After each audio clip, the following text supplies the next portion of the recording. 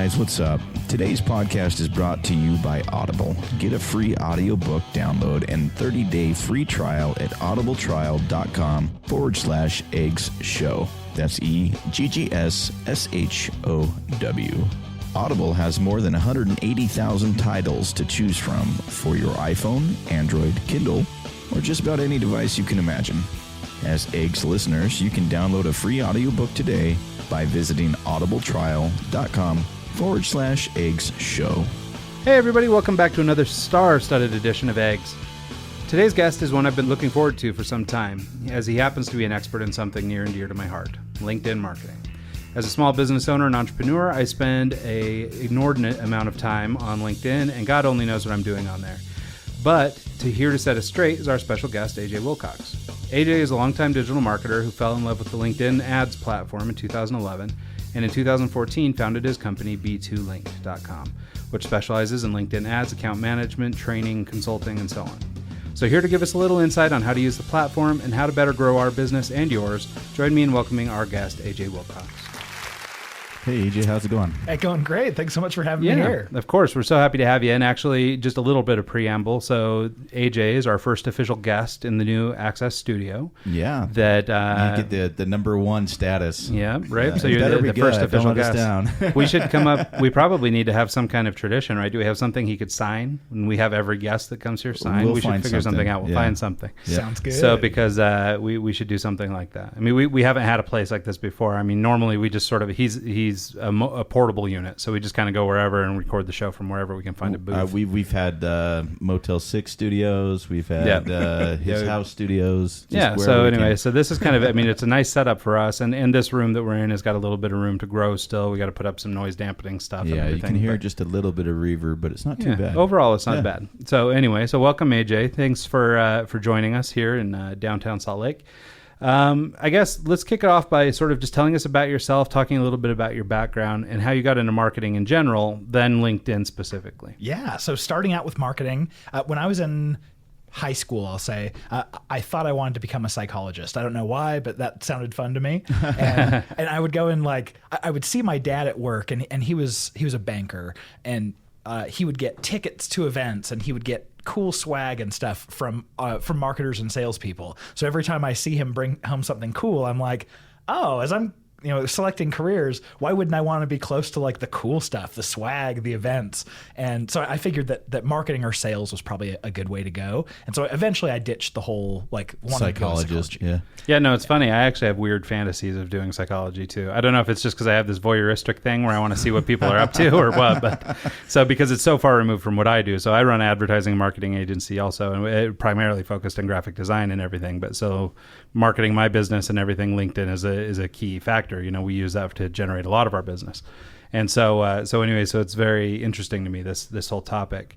So that sort of took you into marketing, but how did you discover LinkedIn as sort of an area of focus? Oh yeah, well that goes a little bit deeper. I back when I started digital marketing about 12 years ago, I was an SEO guy. I loved search engine optimization. Oh, we just had Matt Silderman as an SEO guy. Yeah, we had a guy just a couple weeks ago that was an SEO guy. Nice. Our first SEO guy. It was interesting to hear, all the different, tricks of the trade, and then what's his name? Like the book I got. Dang it! He has a weird name. Keep talking. I'll look it up. Yeah, it's he needs to talk. Yeah, I know. I can't. He's blowing it. Anyway, so while he's looking it up.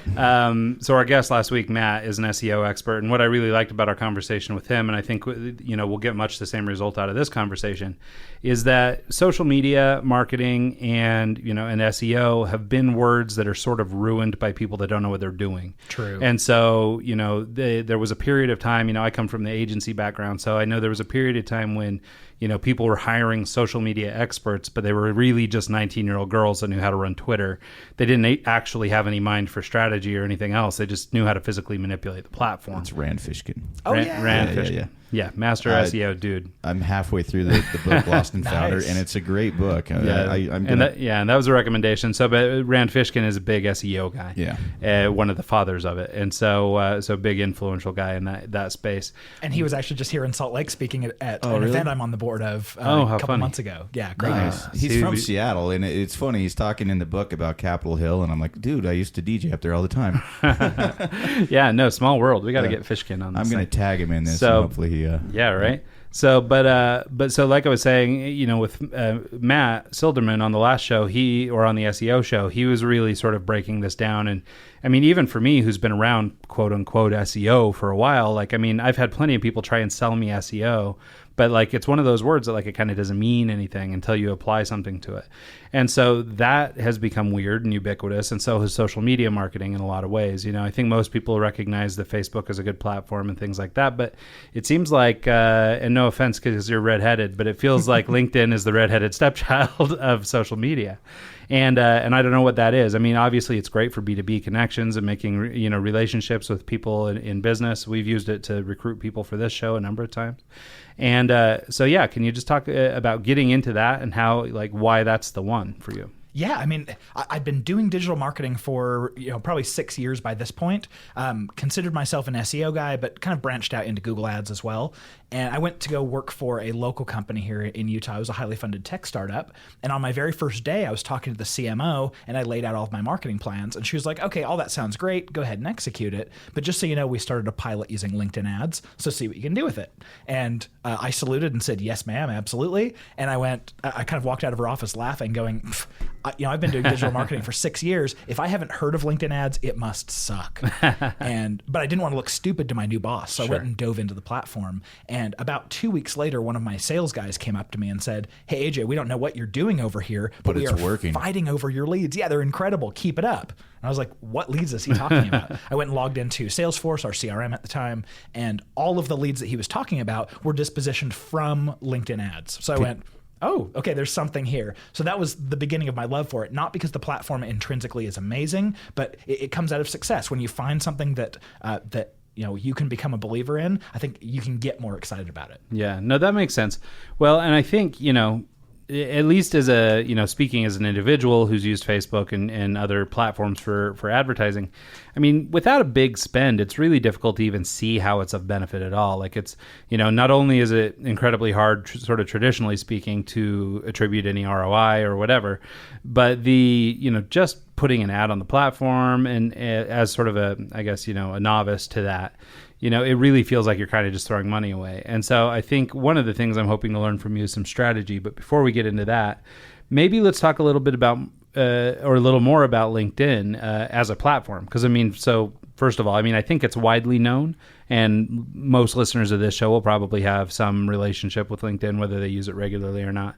But I think it's definitely not got the same kind of immersion or overall, adoption as like a Facebook or something where it's not tied to business. I look at it like a resume, like an online resume versus like Facebook is like, hey, what's up? We're friends. This I try to be very professional with. And to be honest with you, I just recently deleted Facebook. I was getting fed up with it. It was just annoying, politics, this, that, whatever. I deleted it, and then I started focusing more on LinkedIn, and it's slow. It's like I'm not used to the platform. I'm not used to like the way everything works, and so it's kind of a learning curve for me. Any advice? I would like tell us more about it, I guess. Yeah. Well, LinkedIn is just this amazing network because, like you said, it's the redheaded stepchild of social media. It's the one that there's nothing sexy about it for sure. But what we have are pretty much 95% of all the professionals in the United States, and probably a pretty large number outside the United States as well. And so for me, it's always been my Rolodex. It's, okay, when I meet someone, if I can add them on LinkedIn, now I know where to find them in the future. I don't have to dig through business cards. So that's kind of how it started out for me. And then back in 2013, they came out with the news feed, very similar to what Facebook has. Sure. And so it became more of this content repository. Like, this is where I can go to both connect with people and learn. So they didn't actually have the newsfeed to start with. No, from the start, it was pretty much a jobs platform. It was stick your resume up and come back every 6 months to update so it. I had it right. It's a resume pretty much for... Well, that's how it began life for sure. Yeah. And I think it's nice. It's a little bit self-selecting, you know. So, yeah, they have this news feed now, but it's not generally, you know, what I had for lunch today. It's much more professional. You know, it's catered to whomever your audience is. You know, so if you've got a lot of CEOs on your list, for example, you're probably getting higher level content, you know, versus, you know, a bunch of dog walkers on your list, you know. No offense to the dog walking community, but you know, but they may be posting articles about the, you know, next great dog chow or something, and it's just, you know, it's not as relevant. And that's why ads on the platform are so much more effective, because when you're advertising on Facebook, you're probably getting people who are on their way to look at pictures of grandkids, and also on their way to play Farmville, and you just have no idea what they're doing. Yeah. But on LinkedIn, they're there for a purpose, and it has to do with either their job or their career. Yeah, they're either doing it for work or looking for work. And so, yeah, so that makes sense. And well, and then I guess also you know, and this is one of the beauties of the internet, is you have kind of access to important people or folks you might not otherwise get access to. You know, maybe they don't always connect with you or whatever, but I mean, largely you can get pretty decent access to people of, you know, value in different companies and to decision makers. And that seems to me is one of the bigger values for LinkedIn ads anyway, and correct me if I'm wrong. But it seems like with LinkedIn ads, you're going to people who can actually make a choice and be active with whatever it is you're promoting. So if you're selling a service or a product or whatever it is, those folks can actually see it and then act on it. Where if you're advertising on Facebook or whatever, maybe it works better for consumer goods or things like that. But if you're trying to sell a CRM, for example, or, you know, a software solution or something, it seems like, you know, LinkedIn might allow you not only to target people in your genre better, but also get you in touch with decision makers. Yeah. In fact, I'd even go a step further than that and say, you know, a platform like Twitter is amazing for getting access to people that you don't have to know, because you can just start chatting with someone, but you have to know who they are. Like, you have to know that someone's name is this in order to find their Twitter handle. Whereas on LinkedIn, I can go and type in, hey, who's the CMO of Salesforce.com, and go and find them and then reach out. It's a beautiful way, not necessarily to explore the org chart of a company, sure, but you don't have to know exactly who someone is in order to find the right people. Is that something that comes along with the premium account? I noticed they have like the free, you know, what I'm using, and then it has an option to upgrade. Can you go into that and why you would want to upgrade and if it's worth it? Yeah, you can search by a few fields by default, and you know, you and I both have a free account. We can do that, and then if you upgrade, you can get a few more. So I think you can automatically search by what level of connection someone is, their geography, and keywords, and then there are probably 2 or 3 others. But then as soon as you add on like some kind of paid account, you can access things like their industry, their company size, job title, that kind of stuff. So you can just get a better a little more granular. Yeah, in fact, when we first started marketing over in Spain, that was one of the things we did, is I had a premium account at the time, but because I could target neighborhoods of Barcelona. Like, I could get really specific on who I was trying to get.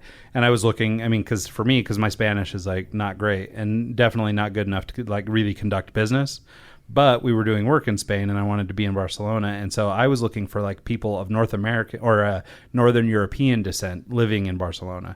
And so the search tools in the premium plan made it easier for me to sort of filter for that kind of specificity.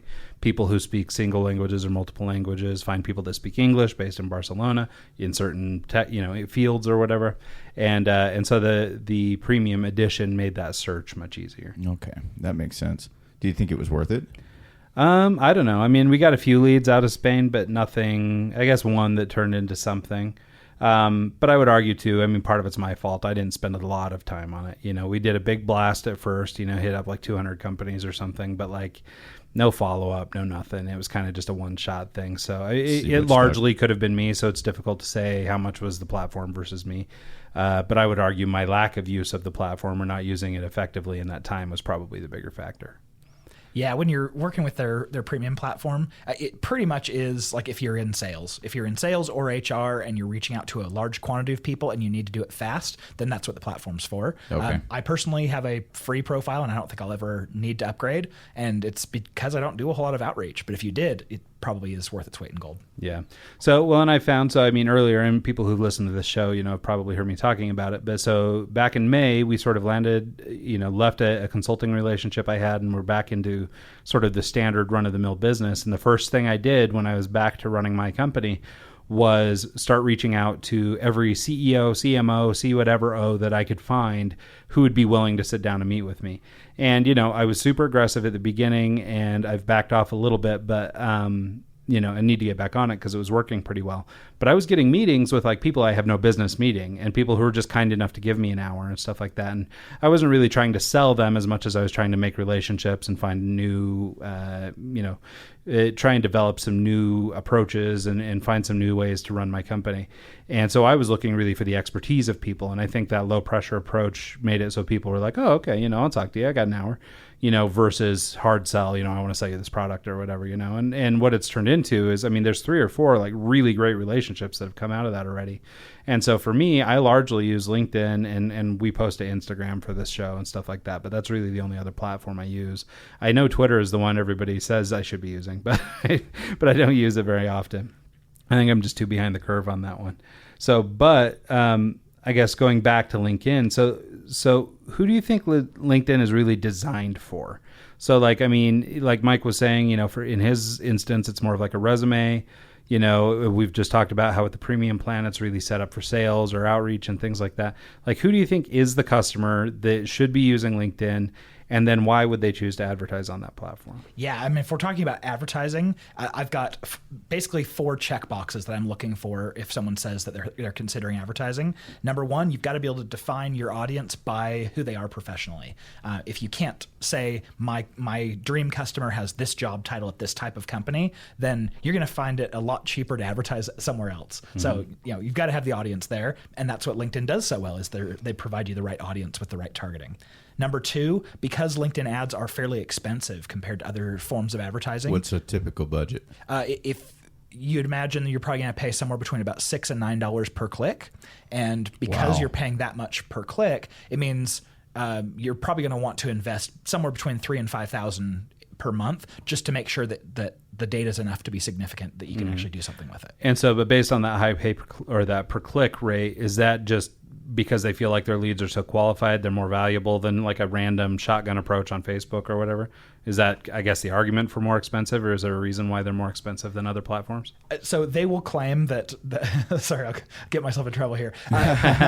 They will claim that it's pure competition, that it's a second price auction, just like every other online ads platform, meaning that if I bid $5 for a click and my competitor's bidding $4, I should, if I win over him or her, I should only pay a cent more than what they were going to pay. You can bid on them? How does that work? Basically, every impression, every time your ad is shown, it's like a new auction. And so everyone, based off of what you're bidding for a click or for an impression, you go into this auction and it decides who shows up ahead or who shows up at all. So on average, you're paying maybe $8 or $9 per click, but you might get, 1,000 impressions or whatever for that one click, something like that. Yeah. It depends on what you want to pay. Is that the same kind of structure that Facebook ads uses? Yeah, very similar to Facebook structure. Okay. And so Facebook is usually between about $1 or $2 per click, depending if that audience is in business to business, you're probably going to be paying $1 or $2 per click. But LinkedIn, you're paying $6 to $9. And the big difference between the two is when someone is on LinkedIn, they're in the right mindset to do business with you, so your leads are of a slightly higher quality. Yeah, you're not seeing memes of cats and stuff. Yeah. And plus, you have so much better business targeting on LinkedIn. Facebook does have the ability to target by job title or by company size, but it's like 4 to 6% of people even bother to fill that out. Yeah, I was going to say, and it seems like most people probably don't keep it as up to date, because like you said before, the people using LinkedIn are using it because they're as a function of work or, looking for work or whatever. So they're keeping that information current and up to date. So as the job title changes or whatever, it's probably more accurate than something like Facebook. Oh, so true. Yeah, when I see people on Facebook who, they're listing a job title that I know they had a year ago or a year and a half ago, I'm going, oh, come on, keep it up to date. But on LinkedIn, you just don't have that issue.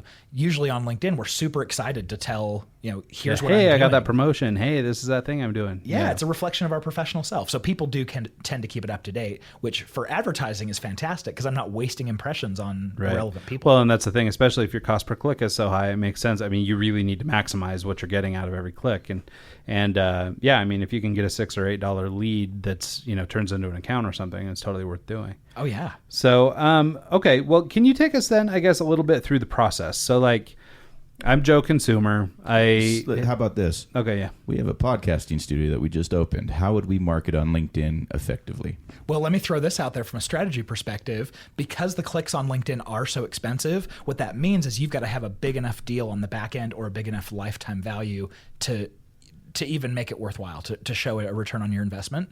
And so what the line in the sand that I've drawn is, if you're going to make $15,000 or more from the lifetime of a deal, then LinkedIn's a no-brainer all the time. Like you'll get a 2, 3, 4 times return on your investment.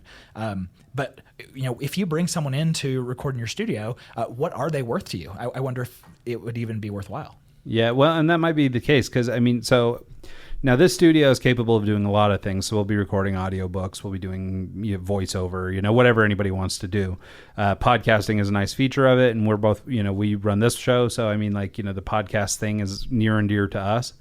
And the idea here, and part of our relationship with Access Salt Lake, this co-working that the studio is based in, was that their membership could use this space as a way to start getting their messaging out and develop their own shows. Now, the reality is sort of yet to prove itself. Like, we don't know how many people are actively going to go for it and how many, maybe they do one episode but don't return. Or maybe somebody decides they like us strictly for voiceover work. Or, it's hard to say. And right now, we're so new to it that honestly, I don't know what our customer is. That was just throwing out an example. Say, for example, we had the $15,000 budget. What would be the steps to do it right? Yeah, well, there's an acronym that I really like to use called AMO. It stands for Audience, Message, and Offer. So anytime you're approaching social media advertising of any kind, make sure to bring your ammo. The audience is pretty much your targeting, who you want to go after. And in this case, maybe it's you target podcasters in the Utah market, or I don't know. You can find the right people. Sure. Yeah. The message is pretty simple. It's pretty much you take whatever the offer is and you distill it down into something that's punchy, someone will want to click on. That's not a big deal. But the offer is by far the most important part of your advertising. And that's because if you put an ad out there that just says, here we are, this is what we do, talk to a sales rep, no one has any incentive to click that ad. Yeah. Sure. They're not there to do business with vendors. They're there to connect and learn. So usually what we have to do is come up with some kind of offer that solves a pain point for them or satisfies a curiosity. So in a lot of business to business like this, you'll come out with something like, hey, join this free webinar, or attend this free event in your area, or download a white paper, a free checklist, an ebook, something along those lines that really does solve an issue for them and educates them. Yeah. And so if you can do that, that's going to be key to getting someone to actually interact with your ads and be able to show at scale. On LinkedIn, have you had any experience, or have you seen the difference between sort of your traditional marketing, which is discounts and money off and things like that, versus offers like white papers, downloads, educational type stuff? Have you noticed if one performs better than the other? Yeah, it's really difficult on a cold showing of an ad. This is an audience that has never heard of you before, and you just have to assume on social that every touch is cold, that people are not surfing with their wallets open and they're not ready to actually make a purchase. So if you throw a special offer out there like 20% off, they're not ready to make that purchase, and that's not enough for them to know, like, and trust you yet. Right. So if you put an ad up like that, what happens is it ends up getting a really low interaction rate, and LinkedIn is, of course, only getting paid when ads get clicked on. So they're saying, well, hey, if there's this ad over here that's getting clicked on 3 times more, we're going to show They're that. going to put that up. Yep. So yours stops getting shown. So, but if you show something that's like, hey, this is applicable to making you a better professional, all you have to do is give us your email address in exchange for it. Someone's like, yeah, I'll download that white paper. I'll join your webinar. And that's a really scalable way. So in the example of a podcast studio, for example, maybe it's especially right now, because podcasting is kind of a hot platform for people who are coming up in advertising and stuff like that. Maybe it's I don't know, it's a white paper. Probably not a free session, but like more like a how to podcast or podcasting for idiots or something. Here's a white paper for how to publish your first podcast, or podcast marketing, or something.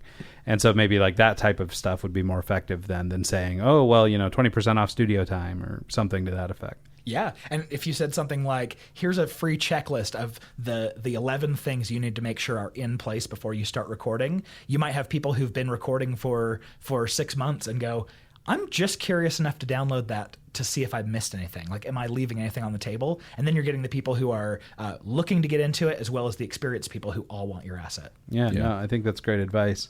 So in that regard, I mean, do you know enough about like Facebook marketing and Google advertising? Like, I mean, is it more or less the same type of story? Does the offer-based marketing versus the education-based marketing seem to perform better across platforms, or is that unique to LinkedIn? Yeah, there's a pretty clear delineation between search and social platforms.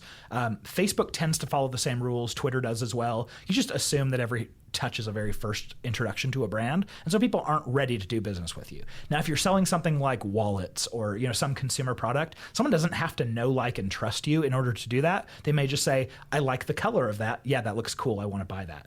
So Facebook can get away with like the small e-commerce purchases, but the larger ones, the business to business, the relationship deals, we pretty much have to approach it with something that provides value first before we ask. That makes sense. So that's Facebook, LinkedIn, Twitter, every social platform.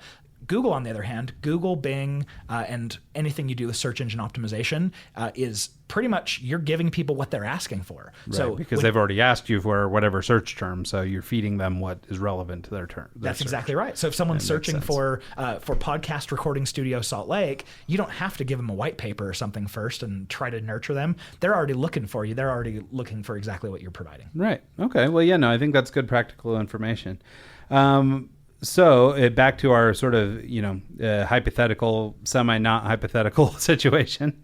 Okay, so we've got if we're using your AMMO acronym, so we've just come up with our message, which is, download. I like your example of the top 11 things or whatever for podcasting. This is the 11 things to consider before you podcast. So now we have the first two. How do we... I guess what would be the next step in the process? We've developed our collateral. We have an ad designed. We know what we want, like visually speaking. Then what?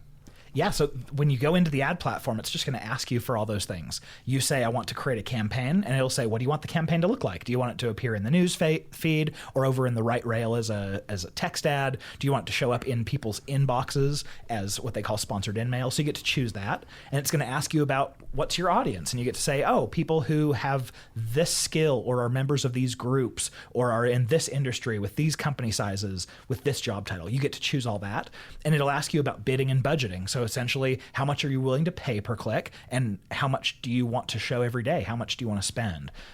It'll ask you for things like, what do you want your ad to say? What image do you want to use? And so if you've got all those pieces, you just feed it into the system. Throw it in and do it. Yep, just let it run. So what is that something that like any Joe Schmo can do, or is there an advantage to hiring someone like you to manage it for him? Oh yeah, all I have to say, I'm not trying to hey, we don't need you anymore, but No, in fact, I go exactly the opposite because I'm a big self-learner guy. Yeah. I'm self-taught on this, and I love to help other people do the same thing. And I hate to sound like a shill and as a sales guy. So what I'll say is, there's definitely anyone can go to linkedin.com/ads and hop on the platform, and you can do all this stuff that we're talking about. You can create audiences. You can do all this for free. You don't have to run a single ad in order to get access to it. What I will say is, because LinkedIn is expensive, if you're going to be paying $6 to $9 every time someone clicks on one of your ads, any mistake you make is probably going to be a fairly expensive mistake. Yeah. So I'm a big fan of doing it yourself, but realize that if your budget is tight, if this is something you need high performance out of, it might be worthwhile to go to someone who has already done the learning curve. They've already made all the mistakes like we have. But yeah, I would definitely say if you're a self-learner like me and you want to get out and figure it out, you don't need someone like me. You can go and do it right now. So do you do like a hybrid when you do like a marketing campaign? Do you do LinkedIn, Google AdWords, and Facebook ads and kind of create a package for your clients, or do you just specialize mainly in LinkedIn? Yeah, we specialize 100% in LinkedIn. Okay. My background was in all different types of advertising, and so we bring that strategy to it where most of our clients are already running on Google and Facebook, and so we can come and plug our expertise into it and say, oh, hey, let's plug this more premium type of traffic into your whole process here, and let's have Google retarget that traffic like this, and Facebook retarget the traffic like this. So we can guide people through that. But yeah, we've found we are the best in the world at LinkedIn ads. We're not best in the world at anything else, so we're going to stick to what we're best in the world at. That makes sense. Yeah, no, that's perfect. So, so to your previous point, you were saying that the price per click is really high on LinkedIn. And so, you could make mistakes if you're doing it either on your own or if you're just uneducated or, the message is bad or whatever. You could make these mistakes. Would you encourage a person? So let's say you had a, business to business solution, like our little studio here, for example, and, maybe LinkedIn's a little rich for our blood. Is it better to throw money at Facebook or Google or whoever, or is it better to hang on until we can market on LinkedIn? Like, is it better to just be putting money into the universe and seeing if we get any kind of traction, or would it be better to hold off and try to just do LinkedIn? Like, LinkedIn would be the better solution. Does it make sense to blow whatever minimal budget we have, or should we hang on to our minimal budget and focus on like a platform like LinkedIn? Yeah, so for this approach, what I would recommend is try a little bit of search and a little bit of social. When you're testing search, Bing ads makes the most sense because it's the cheapest. And if you're the big problem with Bing ads is that they don't have a whole ton of search volume. Not everyone is using like Bing like they are Google. Right. So, but if you're coming at it with a small budget, it doesn't matter. There's probably enough search volume out there for you to capture. And so you're going to pay half the price on Bing as you would on Google. So I love test that out, capture all the search terms, like people searching for podcast recording studios nearby.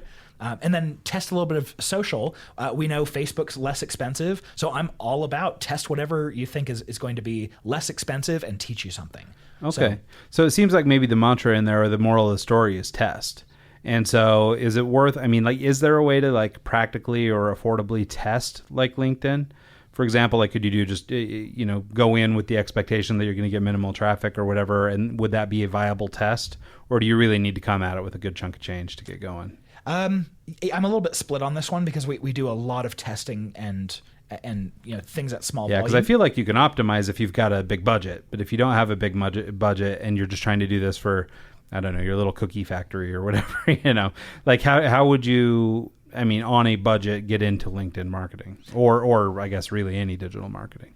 So it all comes down to the data. And if you're testing something on any ad platform, what you want to achieve is statistical significance. So the last thing you'd want to do is go and spend $100 on a platform and go, I didn't get business. I didn't get rich off of it. 10 total clicks. That's right. Yeah. You're talking about such a small data sample size that you can't say that worked or it didn't work after that. But after you've spent, we'll call it $600 or $700 on LinkedIn, you now have statistical significance to the click-through rate, which means between two different ads, if you're running an A/B test, you've probably got enough data to say, yes, people like this ad. They're more willing to click on it than they are this one. Mm-hmm. But that's all you know.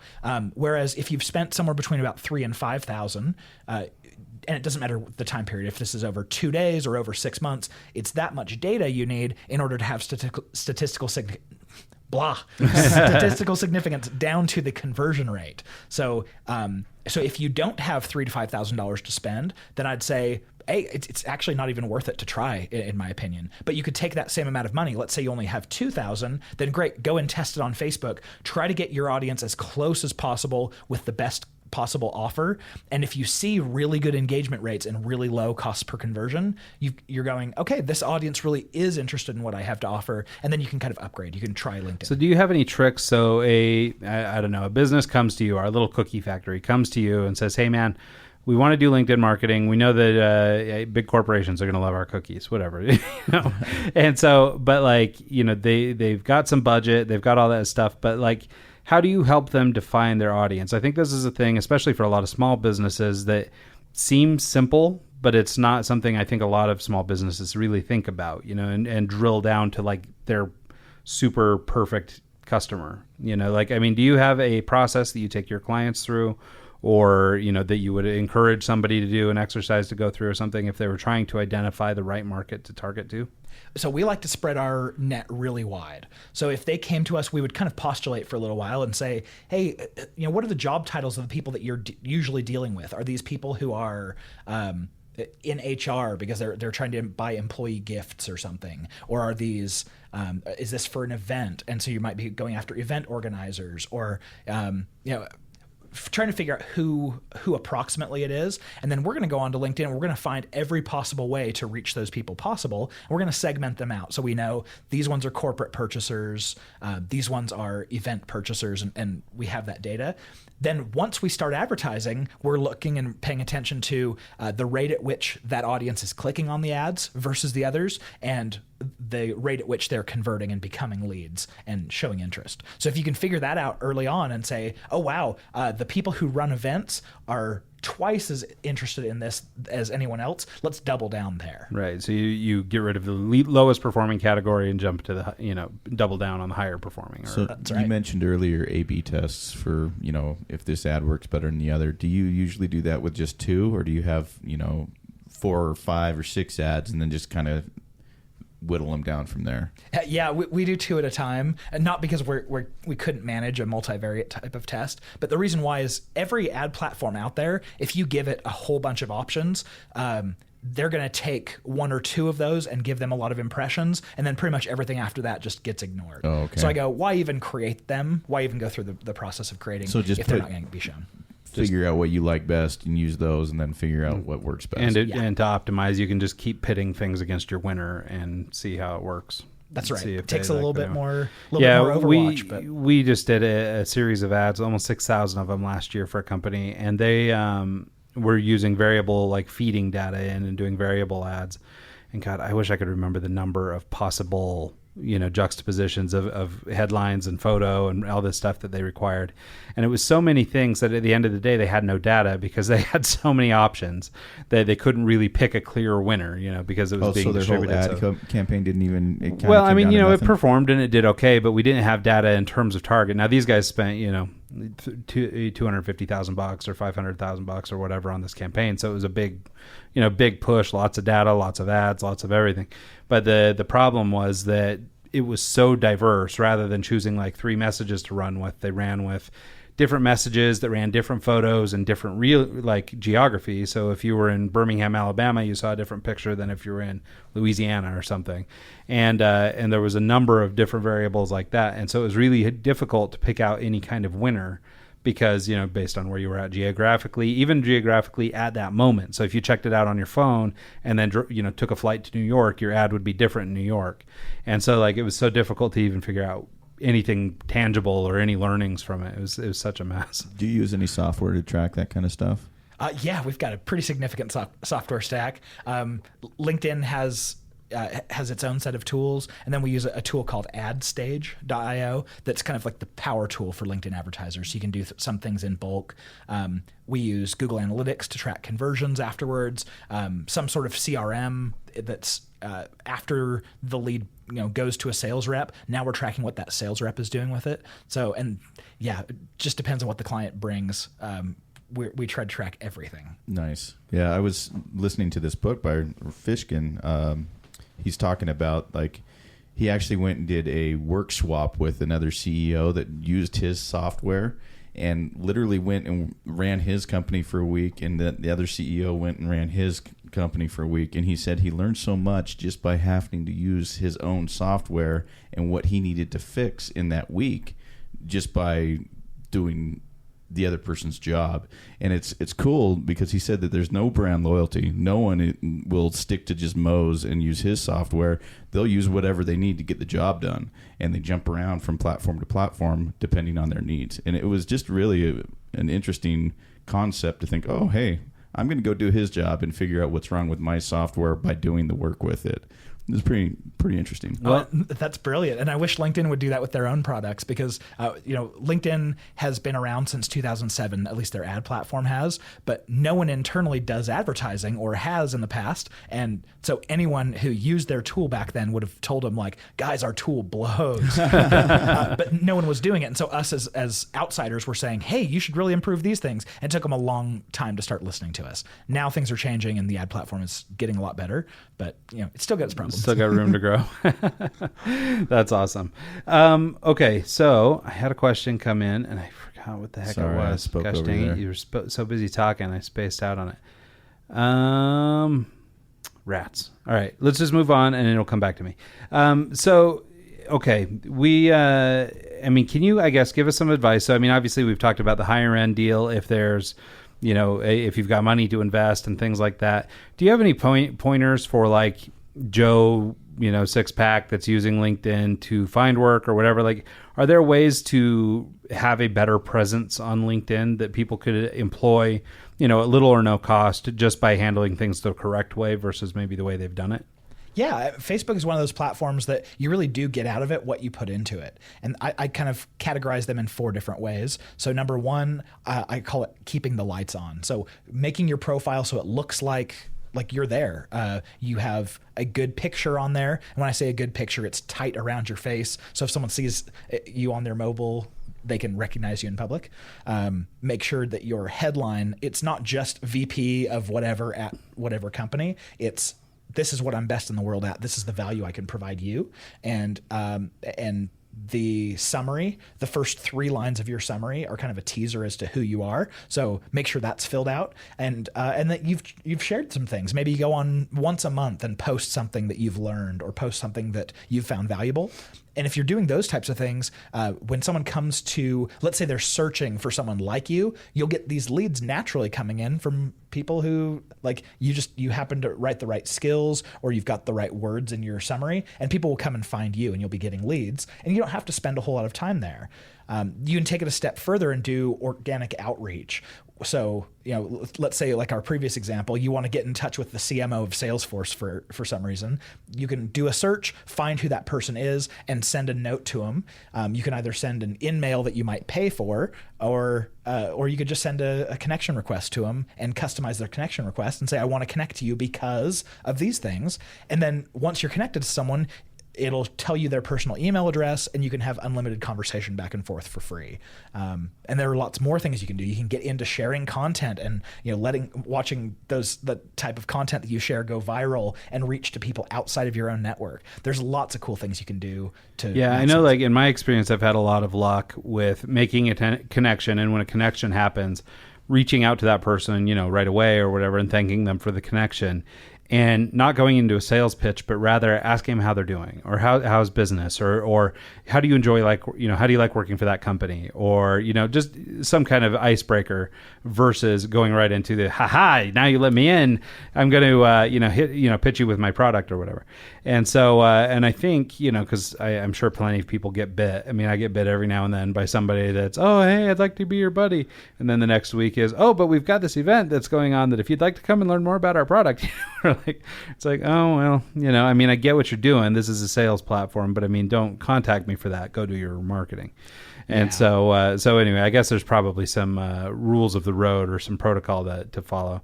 So the question that I had, or that I wanted to pick your brain about, and honestly, maybe you have an answer, maybe it's getting easier and I'm just naive, I don't know. But what it was attribution of ROI. So showing people that what you're doing is actually worth something. I know in my experience, when you've done social media marketing in general, across all platforms or whatever, it's always difficult, just like running a billboard. It's difficult to really know that the right person saw your ad at the right moment and then came and sought you out. It's sort of intangible whether it worked or not. You might be able to see some practical things. We went from 0 advertising to only advertising on LinkedIn, and now all of a sudden we're getting business. So you could probably draw some inferences. But I wondered if you had, I don't know if it's tools, I don't know if it's software, I don't know if you just have gut feeling, but is there any way, when you go to pitch this or sell this to a client, or when they come to you after 3 months of $5,000 budgets, and maybe their sales haven't gone up, they're getting more people reaching out, but it means nothing. How do you, I guess, calm them down and say, no, it's working, and here's how? Yeah, so we don't do anything gut because my gut is just not that smart, unfortunately. What we do, and this is what a lot of digital marketers are starting to catch on to if they haven't already, is every single link that you send someone to in an ad, you can put in that link defining parameters. We'll call them UTM parameters, and we call them UTM just because that's how Google Analytics has them set up, but pretty much you're defining what type of traffic it is. So anytime we're sending traffic to a website, we're saying the source is LinkedIn, the type of traffic it is paid, here's the campaign or the audience that we're targeting, here's a unique identifier. So we're passing all of that information to the website, and then Google Analytics is picking it up, or whatever analytics package is picking that up, and it knows that this traffic is attributed to our LinkedIn advertising efforts. And then we take it a step further, and your CRM, as the sales team is working in there, they'll know this record inside of Salesforce or inside the CRM came because of an ad that they saw on LinkedIn, and it was this ad. And so we can tie everything together and say, hey, when you close a deal, tell us what that unique code is, and we'll tell you the exact ad to the exact audience it was going that actually led to that closed deal. Interesting. Yeah, no, that's really cool. So we're starting to get kind of close on time. We've got a little bit of a hard out here, so I don't want to keep you too long. But I wondered if you would just kind of elaborate a little bit on sort of the services of B2 Linked. So, we've talked about the importance of using an account manager or not if you feel like you don't need it. But, the using a professional, I guess it's like anything, right? You could fix your own car or use a mechanic. But so, the importance of using an account manager, having somebody that's already stumbled through all the blocks, that, maybe save yourself a little money in the long run. But can you talk about some of the other things you guys do? So I know consultation is a big part of it, as well as speaking, and maybe some coursework is coming up. So I wondered if you could just sort of talk a little bit about maybe, what let's start with what a consultation type relationship might look like. And then we'll go from there. Yeah, so we've got two main offerings. One is the we'll run the account for you, and the second one is we'll consult or train you to run it yourself. So that's kind of the two that we run. Probably 90% of our revenue comes from people having us run the account for them, but then we do have those do-it-yourselfers who are saying, hey, I would like to do it myself. I want to build this competency internally in my team, but I don't want to make a whole bunch of stupid mistakes along the way. Sure. So yeah. So those consulting gigs would largely be like a company that already has an in-house marketing team or something, and you're working with their social media director or whomever. Yep, that's exactly right. Okay. All right. So that makes sense. But so like if a private person had come to you, like let's use our example earlier, we don't have a big budget. Maybe LinkedIn's a little on the edge of whether it's important or good for our business or money-wise for our business.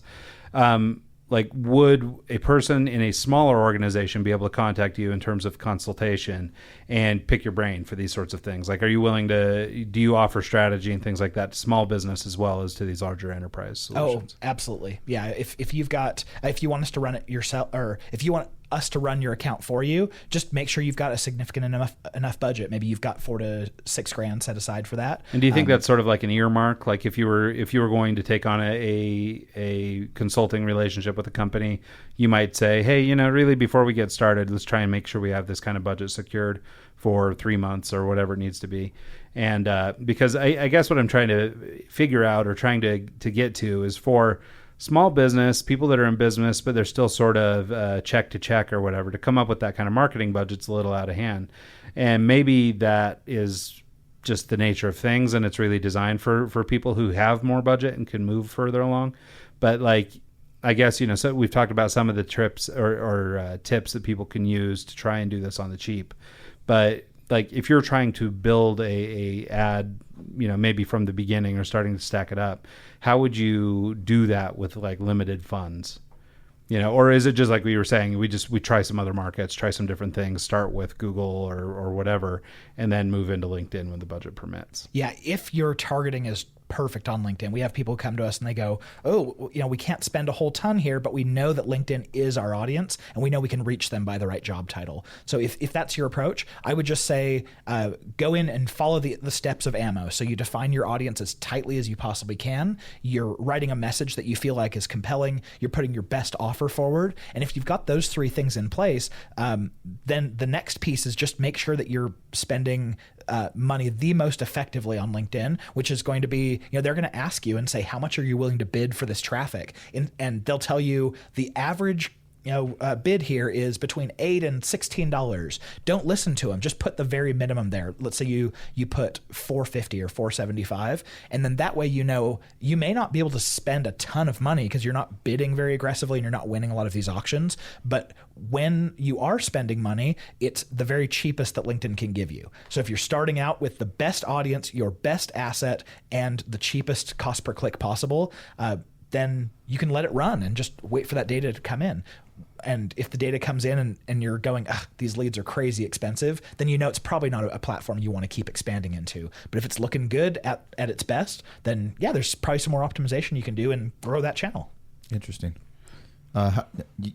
You've been in business for yourself for a few years now, right? And you went in initially and worked with an agency that was focusing on LinkedIn, and that's how you got your foot started into this platform.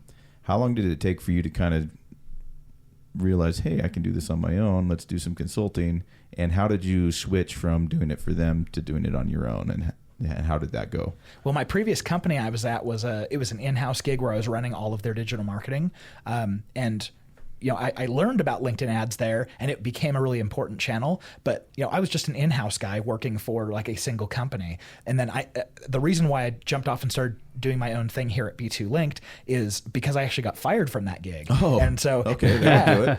Yeah. So once I got let go, it was like, okay, well, I've got 3 kids at home with 1 on the way. I've got to do something. And I realized that I'd built up this skill in LinkedIn ads that no one else on the planet had. And I knew that because every time I ran into an issue with something, I would Google, hey, how do you do this on LinkedIn ads? How do you do that? And there wasn't anyone out there who was talking about it. No one was speaking. No one was training. And LinkedIn sure wasn't doing anything about it. So I was like, okay, well, I've got this skill that no one seems to be doing anything with. It's not a hot skill, but I don't know, maybe it'll grow. And I'm definitely seeing that. Like, we're almost 4 years in, and the number of questions I get from people who are searching going, we're looking to do LinkedIn ads is a much, much higher number than it was, several years back. Yeah. So I feel like LinkedIn's finally starting to get it straight. Nice. That's great. Nice. So do the folks at LinkedIn ever reach out to you to come speak or be a part of conferences or anything like that? Yeah. As sort of a leader in their platform. I mean, because it is a little bit niche, so there's probably not that many of you guys. Like, I mean, do you attend those events, or are you a part of that whole sort of circuit of, I don't know what they call them, influencers or the LinkedIn guys or whatever?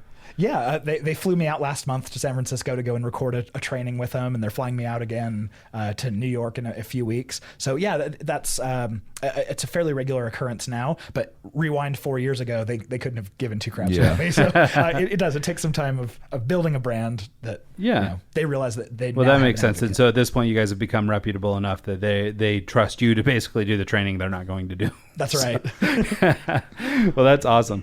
So cool. Well, I guess then to sort of close, the website is b2linked.com. It's b2linked.com. You can follow AJ on Twitter and LinkedIn at Wilcox AJ. I tried AJ Wilcox, and there's some weird British guy that has her name. So when I was trying to find you, and I have connected with you, we're hooked up. I don't know if you've accepted me yet, but I did reach out. And then, on LinkedIn. On LinkedIn, of course. But you can follow AJ on either of those 2 platforms. You can also reach out to him for account management, consulting, speaking, all kinds of good stuff at b2link.com. And I'm sure they'd be happy to help you out with whatever questions you've got.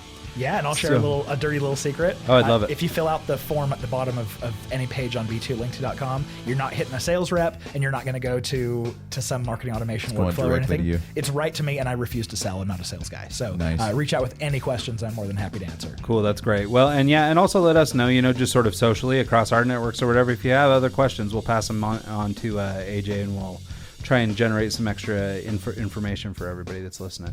So I guess with that, everybody have an awesome week, and we'll catch you guys next time. AJ, thanks so much for your time. Yeah, really appreciate it.